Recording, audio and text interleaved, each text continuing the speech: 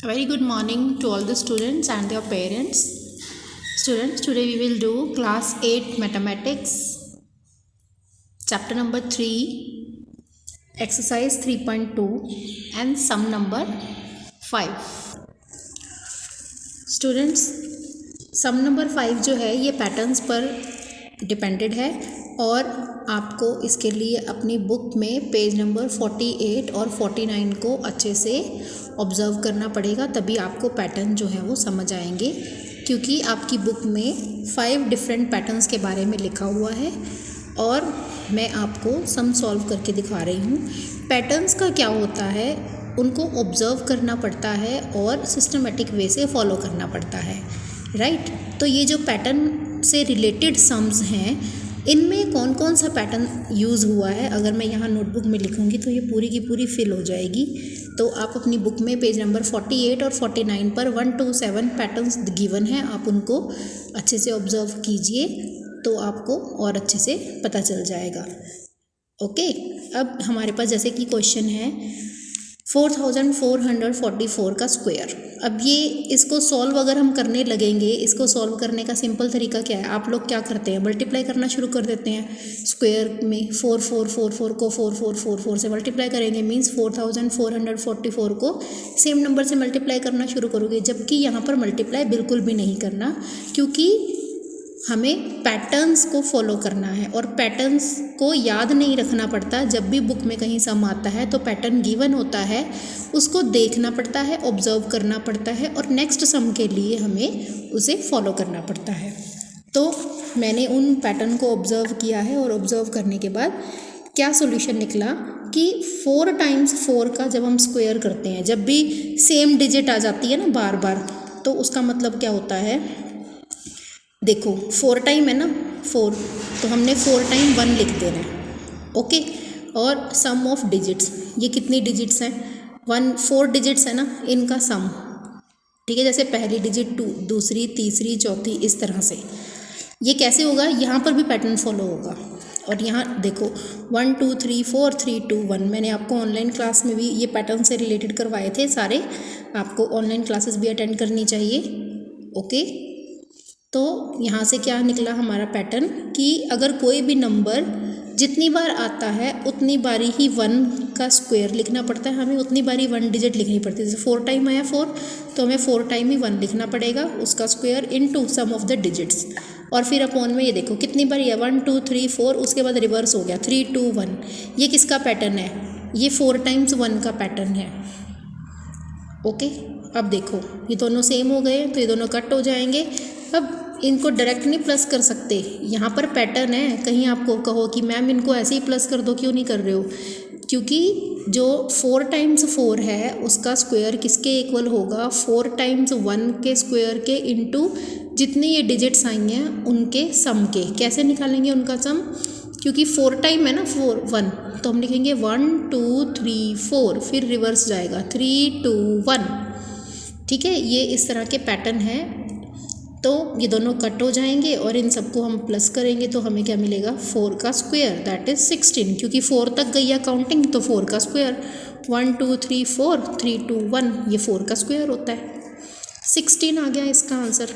बिल्कुल इस तरीके से। अभी समझ थोड़ा सम आपको डाउटफुल लग रहा होगा। अब ये नेक्स्ट देखिए ज़रा, सेम है, उसमें 4 4 था, इसमें 7 7 है। अब कितनी बार 7 है, 7 times 7, देखो 4 टाइम्स आएगा, 7 टाइम 5 टाइम 6 टाइम, ये पैटर्न है इसमें। तो 7 times 7 आया है, तो हमने 7 टाइम 1 लिखना है। अब नीचे वाली डिजिट में भी देखो सिर्फ 7 है मैक्सिमम, 1 2 3 4 5 6 7, फिर रिवर्स जा रहा है 6 5 4 3 2 1, ठीक है। तो वही पैटर्न जो कि इस सम में यूज़ किया था हमने, 4 times 4 का 1 का square into sum of digits और अपॉन में 4 times 1 का स्क्वायर, बिल्कुल ऐसे ही। अब क्योंकि ये 7 7 है, तो 7 टाइम 1 लिखा हमने, 7 टाइम 1 का square into sum of digits. अब सम ऑफ डिजिट्स भी हम कैसे जाएंगे, 7 तक है ना ये, तो 1 2 3 4 5 6 7, फिर रिवर्स हो जाएगा 6 5 4 3 2 1। और ये किसके इक्वल है, ये भी पैटर्न है, ये भी बुक में सारे पैटर्न लिखे हुए हैं, वहाँ से मैंने देखा है, ऑब्जर्व किया है और फिर इसे हमने नोट डाउन कर दिया। अब ये कैंसिल हो गया, ये मैक्सिमम कहाँ तक गया, 7 तक गया ना। प्लस करने की ज़रूरत नहीं है, यहाँ पर भी पैटर्न काम आएगा। 1 2 3 4 5 6 7 6 5 4 3 2 1, तो ये 7 तक लेकर गए हो तो ये 7 का स्क्वायर होगा। ऐसे ही आप 1 2 3 4 5 6 7 8 तक लेकर जाओगे, फिर रिवर्स में चलोगे 7 6 5 4 3 2 1, तो वो 8 का स्क्वायर होगा। ओके बेटा, तो फिर वहाँ से ये 7 का स्क्वायर आ गया है। अब 6 सम में देखो, अब मैंने यहाँ पर पैटर्न लिख दिया है, ठीक है। कौन सा पैटर्न यूज़ हुआ है देखिए ज़रा, 1 0 1 0 1 0 1 0 1 0 1 का स्क्वायर। अब इतने बड़े का स्क्वायर थोड़ा ना हम फाइंड आउट करेंगे, हम तो पैटर्न को ऑब्जर्व करेंगे। जब 2 टाइम 1 का स्क्वायर होता है उसे लिखते हैं 121, और जब इनके बीच में 0 आ जाती है तो इन दोनों डिजिट्स के बीच में भी 0 आ जाती है, यहाँ भी 0 यहाँ भी 0।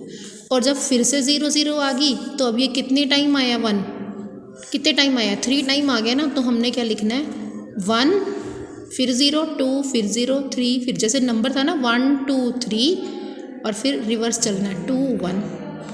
3 बार इसमें 1 आया ना, तो 1 2 3 और फिर 2 1। पैटर्न है ये, बस इसको देखो, समझो, ऑब्जर्व करो और अगला एक करके दिखाना होता है।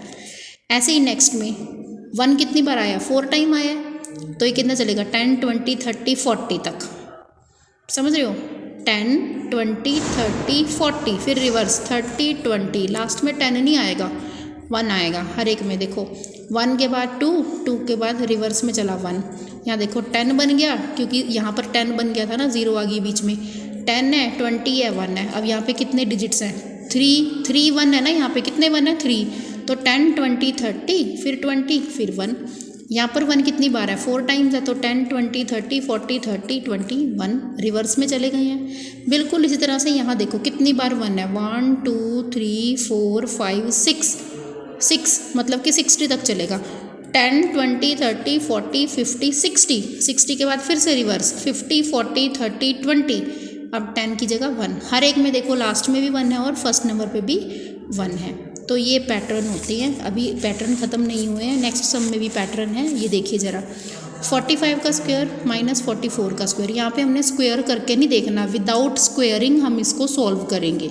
कैसे सॉल्व करेंगे, देखो इन दोनों के बीच में कितने का डिफरेंस है, 1 का ना, तो ये पैटर्न है, ये पैटर्न दिया हुआ है, मतलब कि 2 के स्क्वायर में से 1 का स्क्वायर माइनस करना है, तो डायरेक्ट इन दोनों को ही प्लस कर दो, 2 और 1 को, मतलब स्क्वायर भी नहीं करना और माइनस भी नहीं करना, जिन नंबर का स्क्वायर है ना उन्हीं को प्लस कर दो। जैसे 3 का स्क्वायर है, 2 का स्क्वायर है, 3 और 2 लो, उनको प्लस कर दो। 4 का स्क्वायर माइनस 3 का स्क्वायर है ना, कोई स्क्वायर नहीं निकालना है इसमें, जस्ट ऐड 4 एंड 3। ऐसे ही 5 का स्क्वायर है, 4 का स्क्वायर है, बस हमने सिंपल ऐड कर दिया, 5 में 4 प्लस कर दिया। बिल्कुल ऐसे ही यहाँ देखो, एक 45 और 44 है, दोनों नंबर हैं कंसेक्टिव है, मतलब एक के बाद एक, जैसे यहाँ था ना 1 2 2 3 3 4 4 5, जब 7 7 नंबर आते हैं तब उस केस में क्या करते हैं हम, ना तो हमने स्क्वायर करना है ना हमने माइनस करना है, हमने पैटर्न यूज़ करना है, हम डायरेक्ट 45 में 44 प्लस कर देंगे और हमारा आंसर आ जाएगा 89। बिल्कुल इसी तरीके से नेक्स्ट है 132 और 131, इन दोनों का स्क्वायर है, बीच में माइनस है, हमने ना तो स्क्वायर करना है ना ही हमने माइनस करना है, हमने ये पैटर्न फॉलो करना है, हम इन दोनों नंबर को ऐड कर देंगे, 132 में 131 ऐड कर दिया हमने, तो हमें इसका आंसर मिल जाएगा। आपको ये समझ में आ गया होगा, आप इसको वीडियो को बार बार देखेंगे तो आपको समझ में आ जाएगा, फिर भी नहीं आएगा तो ऑनलाइन क्लास में हम डाउट लेंगे, तब आप पूछ लीजिएगा। Stay safe, stay at home और इन सम्स को अपनी फेयर नोटबुक में कीजिएगा।